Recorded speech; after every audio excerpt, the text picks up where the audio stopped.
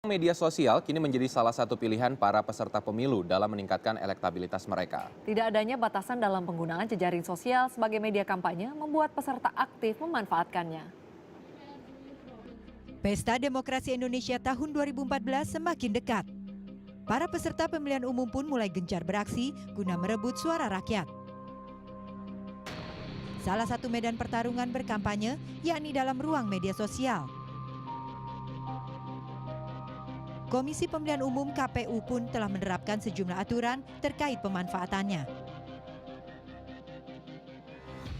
Di dalam peraturan KPU itu, kampanye yang tidak boleh dilakukan sekarang itu kampanye yang bersifat rapat umum. Kedua, iklan, baik di media cetak, media elektronik, atau media online. Yang dimaksud media online yang dilarang itu media online yang komersil itu loh. Kampanye media sosial bersifat komersil baru diperbolehkan 21 hari sebelum masa tenang. Namun pemanfaatan media jejaring sosial gratis seperti Facebook dan Twitter belum tersentuh karena dianggap bersifat personal. Faktanya, pengguna Facebook dan Twitter di Indonesia termasuk yang terbesar di dunia.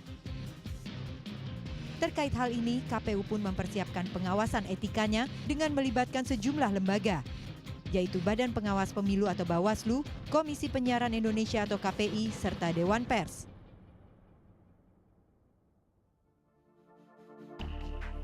Jika partai politik maupun calon legislatif didapati melanggar ketentuan administrasi, termasuk dalam penggunaan media sosial, maka akan segera diberi sanksi.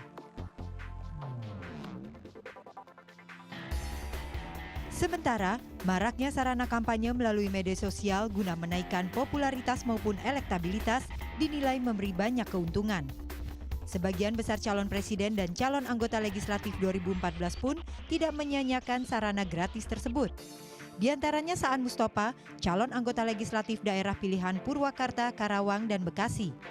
Ia menggunakan akun Twitter dan Facebook pribadinya, serta tak segan membalas pertanyaan hingga kritik dan saran dari masyarakat. Ya, sampai hari ini saya termasuk yang menggunakan media sosial untuk bersosialisasi, berkomunikasi, bahkan dalam batas tertentu mengkampanyekan program-program yang kita lakukan. Saya lakukan itu secara maksimal dan memang saya operasikan sendiri. Tak berbeda dengan Saan Mustopha, calon presiden dari konvensi Partai Demokrat Marzuki Ali juga mengoptimalkan media sosial miliknya lantaran mudah dan murah. Ia pun kerap mengemas kampanye dalam bahasa yang menarik guna memikat atensi publik. Pertama harus kita tentu berusaha bagaimana orang menarik untuk mendengarkan atau membaca apa yang kita sampaikan.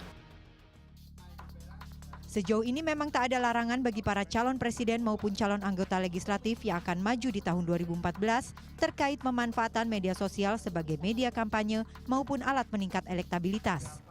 Selama tidak bersifat destruktif bagi masyarakat, para calon presiden dan anggota legislatif bebas menyampaikan pesan politiknya di ruang tersebut. Bawaslu ataupun KPU tidak berwenang untuk mengawasi isi media sosial. Jadi para politisi sebetulnya mempunyai peluang yang besar untuk mengeksplor gitu ya kata-kata yang bisa menarik para konstituennya, menarik pemilih muda. Mengingat banyak pemilih muda di Indonesia yang menggunakan media sosial. Meski demikian, peningkatan elektabilitas di media sosial juga dinilai memiliki kelemahan. Alih-alih memperoleh dukungan, black campaign atau saling serang di media sosial kerap terjadi. Pelaku kampanye pun tak bisa mengendalikan respon yang diberikan publik. Untuk itu, kebijakan regulasi dan pengawasan dalam kampanye media sosial berbayar maupun gratis dinilai perlu diterapkan. Tim Liputan laporkan untuk NET.